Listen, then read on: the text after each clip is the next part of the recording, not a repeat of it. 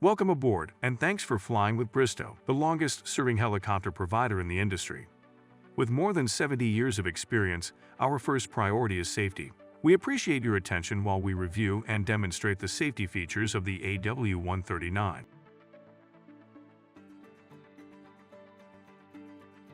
For everyone's safety, you are required to follow all crew member instructions and comply with the posted, placarded, and lighted information signs. Federal regulations prohibit smoking, including e-cigarettes, or using smokeless tobacco on board any Bristow aircraft. Hearing protection is required, and all electronic devices need to be placed in airplane mode or turned off prior to departure. Bristow requires the wearing of life vests on all overwater flights. To don a vest, begin by standing, then slip the vest around your shoulders and place your arms through the holes. Next, zip up the vest fully and fasten the buckle on the front. Adjust to fit with the straps located on each side of the vest under your arms. If equipped, attach the leg straps to the buckles and adjust the straps so they are snug but comfortable. Roll up any excess leg strapping and secure it to the attached Velcro straps. If required to inflate your vest, pull down on either of the red beaded handles. Vests may also be inflated by blowing into the tubes located at shoulder level. Life vests vary in color and design. Please check with a crew member if you have any questions. Warning: do not inflate your vest while inside of the aircraft. When boarding, a crew member, ground handler, or helicopter landing officer will assist you. Watch for a crew member's hand signals and follow their instructions before entering or exiting the rotor system. Approach the aircraft from the side, remaining in clear view of the pilots, and always keep a safe distance away from the tail rotor. Also, be aware of the main and tail rotor clearances while walking up helideck stairs or when approaching and departing the aircraft on the uphill side of sloping terrain. You will board the aircraft through one of the main cabin doors. Doors are opened by pulling out and lifting up on the handle, then gently sliding the door to the rear. As you enter, observe the designated no-step area on the cabin steps to avoid damaging the raft. Your luggage will be loaded in the rear cargo compartment and placed neatly underneath the netting for security. Items greater than 3 feet in length must be carried level with the ground to avoid contact with the main rotor blades. When seated, do not place items underneath the seats and take care not to lean or rest your head against the cabin window, as that may cause the window to pop out.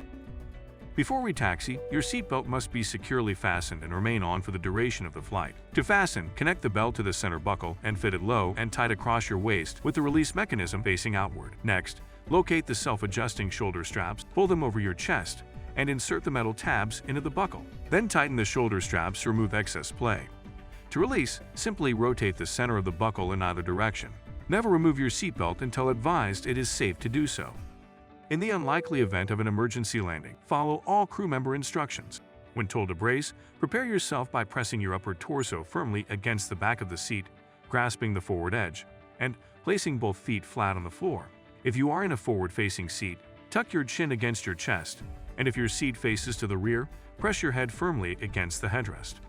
All emergency exits are clearly marked and illuminated with emergency lighting around each of the exits. To open a main cabin door, simply press the door handle button and lift the handle, then slide the door open. In the event of an emergency landing, cabin windows are the only means of exit, and the cabin doors should not be open as they could puncture aircraft floats or interfere with raft inflation. To open a window in an emergency, pull up on the red tab located at the base of the window and continue pulling the attached cord around the entire frame.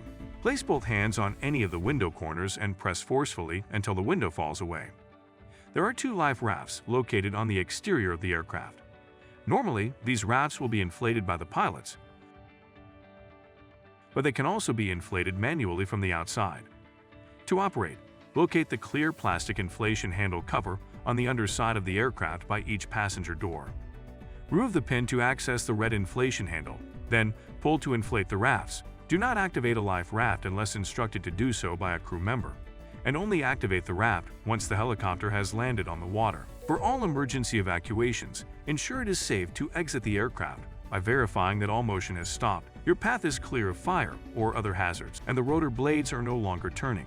For those passengers who have attended helicopter underwater egress training, remember to have a reference point and assist others if able. As a reminder, never inflate your vest inside the aircraft. There are passenger safety briefing cards located throughout the aircraft.